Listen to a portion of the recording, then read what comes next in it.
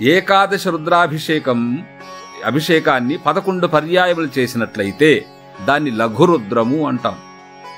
అంటే ఆ విధంగా మనం లెక్క వేసుకుని వెళ్ళాలి. ఏకాదశ రుద్రాభిషేకాన్ని 11 పర్యాయం చేస్తే లఘురుద్రము. అటువంటి లఘురుద్రాన్ని మరలా 11 పర్యాయములు పారాయణ చేసి అభిషేకం చేసి హోమం చేస్తే దాన్ని మహారుద్రము అన్నాం. మహారుద్రాన్ని 11 పర్యాయాలు జపం చేసి హోమం చేస్తే అతిరుద్రము అన్నాం. అంటే కనీసం 14,000 పర్యాయాలు జపమవుతుంది.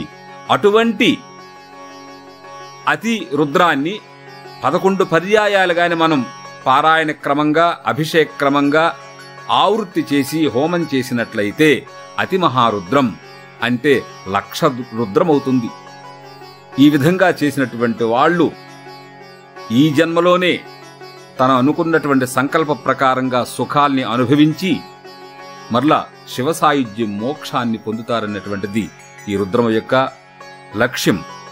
అటువంటి రుద్ర భగవంతుడు ఆయన యొక్క స్వరూపాన్ని మనకు అందించడానికి ముందుకొస్తున్నాడు. రుద్ర స్వరూపముగా, ఆదిత్య స్వరూపముగా, సమస్త దేవీ దేవతల యొక్క స్వరూపముగా. అదే రుద్రం. జాగ్రత్తగా వినాలి అందరూ కూడా. ఈ రుద్రం అనుదాత్త ఉదాత్త స్వరితములు. ఎందుకంటే యజుర్వేదములో మధ్యలో ఉంటుంది. భగవంతుని యొక్క హృదయమని ముందే చెప్పుకున్నాం కాబట్టి దీనికి ఇది పాఠభేదం లేనటువంటి అతి విలక్షణమైనటువంటి మంత్ర రాశి. ఇది రుద్రం పవిత్రమైనటువంటిది. అందుకోగలం. ఇచ్చినటువంటి వాళ్ళుంటే అందుకోవాలి. మీరు ఎన్ని కోట్లు సంపాదించినా, ఎన్ని సంపదలు సంపాదించినప్పటికి కూడా అవి మీతో రావు. కానీ హిందువుగా పుట్టి కనీసం రుద్రం నేర్చుకున్నట్లయితే మీతో వస్తుంది. ఎక్కడికైనా వస్తుంది.